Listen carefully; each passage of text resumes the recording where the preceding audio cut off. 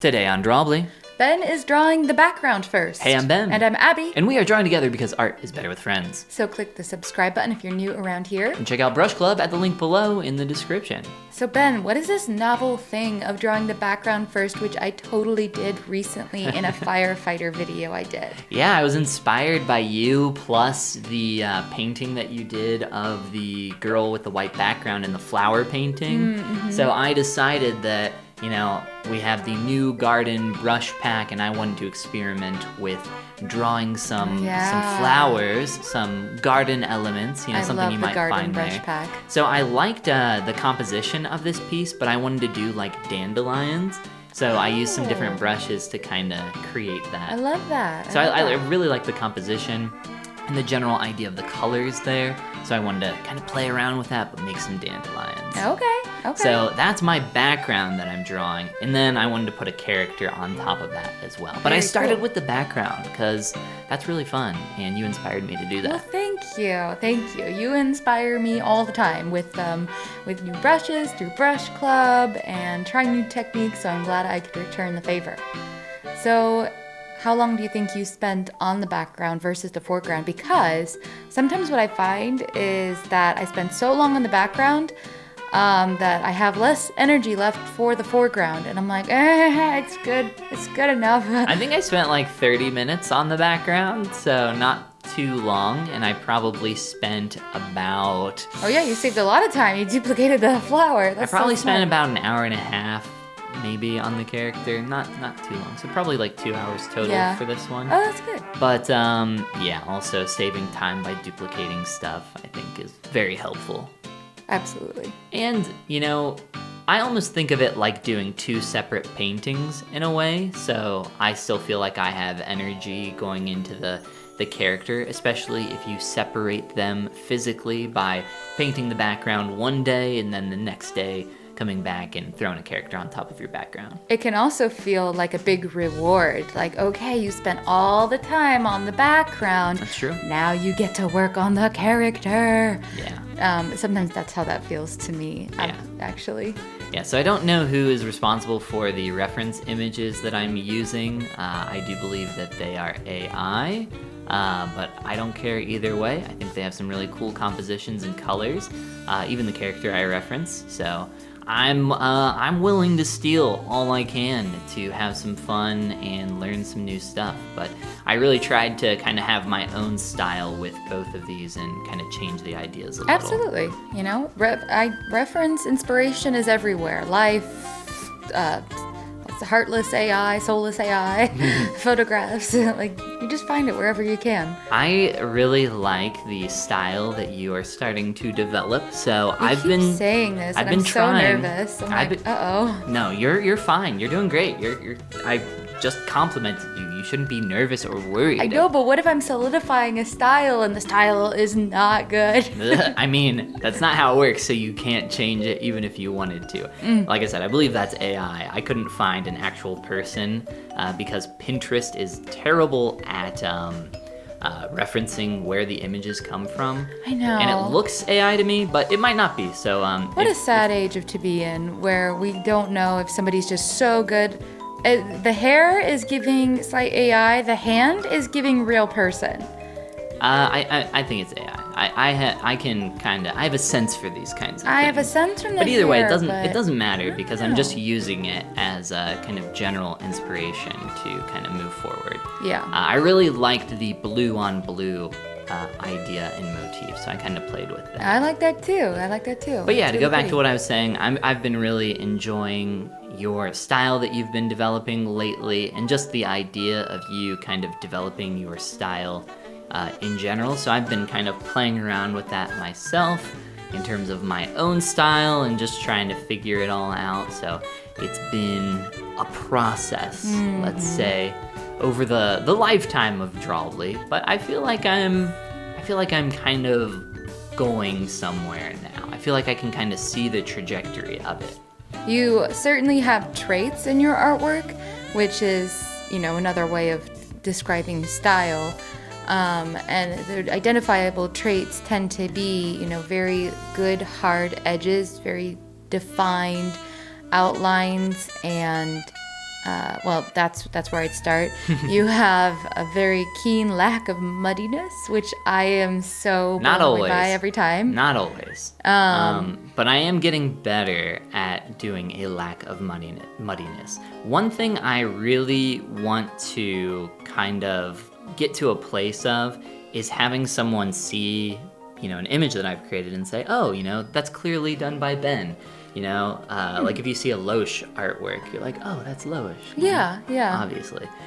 So, I think that's a very complimentary good thing to have with your style. It means that it's distinct, it's recognizable, all good things.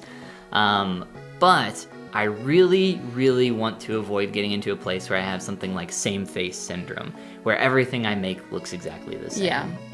I feel like, and I don't mean this as a dig, but I feel like someone like Loesch or someone like Sam Does Arts does have a lot of very same kind of face syndrome, but I would say Loesch leans into a category where she can very easily manipulate her shapes and create a ton of variations on that. And I've seen that, a million times in her artwork. So Yeah. I think that she is aware of that. And because of that, often, I feel like she discovered the perfect appealing face that she can create, but she's like, I don't always want to make that. No, and she also leans into many other elements of her art that are very skillful, like her shapes, her blending. Yeah, and that's things what like I that. want. Yeah. That's what we both want.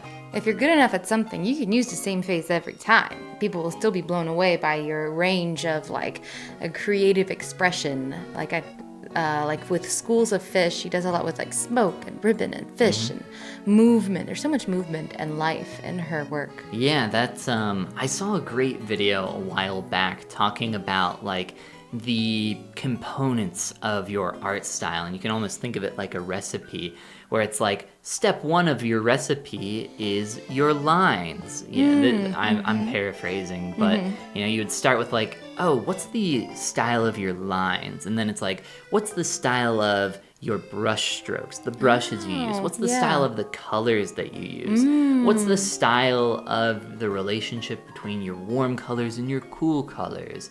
What do you gravitate towards, high key art or low key art, like light and dark? And then like one of the final things in this list was like, what kind of special little seasonings do you put on top of your recipe? What kind of cool little flourishes or brush strokes, all sorts of different things. That's cool. But I think that's a good way to think about it in terms of your own art style, so that you can kind of break it down and dissect it and say like, oh, do I like this about my brush strokes? Do I like this about my colors? It would And then be you can interesting target different things.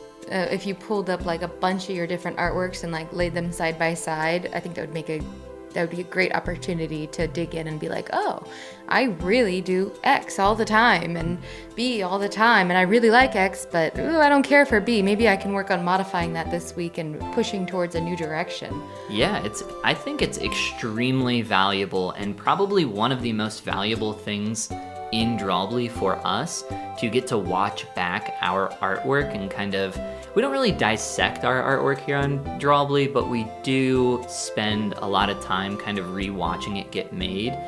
And in that process, I'm constantly seeing things where I'm like, wow, I'm just like spending way too long on this thing that doesn't matter. Guilty of that so many times. Yeah. Let me just redraw the whole head that I Three spent an hour times. on. And I like the first one better. Yeah. Yeah, I definitely think there's something, in a way, I do think I have a leg up on you in terms of, my sculpting experience, in the fact that, like, I have learned the hard way already that a lot of the time I just don't care about that stuff, because I'll be like, it's fine. I messed it up this time, but I'll get it in the next one. There's no reason for me to, like, I will literally never redraw a face 3 times or twice. I'll just be like, I messed it up. It sucks. It's okay. I'll move on to the next one. Yeah. I'll get it next time. I'm like, no, this is the final. I'll never return to this. Therefore, it must be perfect. Yeah. Or as perfect as I can get it. Yeah, I'll in a lot of ways, I just don't care about what my art looks like at the end. It's so much about the process of creating it and making sure that I'm refining my process and improving in that area as much as possible. I was trying to draw zoo animals from memory at the zoo the other day to entertain my friend's 2-year-old while she was taking her 4-year-old to the bathroom. And I am reminded of that by what you said, because drawing zoo animals from memory does not result in great zoo animals, but he was so enthralled by just watching the process. This was a 2-year-old? I believe he's 2. Okay, Yeah. so easy to entertain 2-year-olds apparently with drawing. Good to know. Yes, he was very calm watching while his mom was away. Yes, that's also rare, I feel like, for a 2-year-old. He has a secure attachment style. And I know what that is. Yes, no. You Here on Drawbli, we're here to talk about parenting techniques. Whatever we've absorbed from TikTok or our own upbringings, which for you would be like nothing. You have no younger siblings, which is crazy to me. Yeah, I don't have any younger siblings, just one older sister. Yeah, I can't imagine that life. We'll have to have some siblings on Drawbli at some point, because my sister, Heather, is very interested in art, always has been. I didn't start doing anything artistic until I was like 19. So I had zero artistic experience when I got into digital sculpting originally. And my sister has been drawing, painting, especially doing watercolor, like since she was 12. 10, Yeah. You know, younger, like single digit age. I was just never encouraged to do art, which Yeah. I don't mind, but like I never picked up a pencil or a paintbrush myself and leaned into that. So Right. if I had, I'm sure my parents would have encouraged me to do that. Oh, yeah. You had other interests at the time, Like gaming. Youth is about following your interests, and gaming is super fun. Yeah, I was a Nintendo kid. Yeah. I grew up with Super a fun. Game Boy glued to my hands. Oh my gosh. It's crazy. I grew up and I finally saved up money and purchased a Nintendo DS in the shade of about this color, a little darker. Shade of blue. And one of my toddler siblings, after I was kind of like phased out of being interested in it, decided to draw on it with nail polish all over both screens. So if you what want did they draw? smears, Oh, they were just like smear- a nothing- toddler. Nothing beautiful. Just got on no it with nail Picasso. polish. Yeah, so if you want a taste of what it's like to grow up with younger siblings, that's it. Yeah, I think I'll pass. Yeah, but I was able to rescue my Nintendogs and get them into a new DS later down the road. Thank But by God. then, I kind of lost interest. Sorry, Nintendogs. But I still love the music from Nintendogs. Very nostalgic, very soothing. I love Nintendo music in general. Mm-hmm. We should listen to some Nintendogs music. Oh, you know what? I'm gonna put some Nintendogs music in this video. Yeah? Oh, do that, yeah. For sure. I didn't even play much Animal Crossing, but I also love the music from Animal Crossing. I do too. It's very good. Yes. I don't know. There must be a science to how Nintendo creates their music, because it's just the Koji best. Kondo.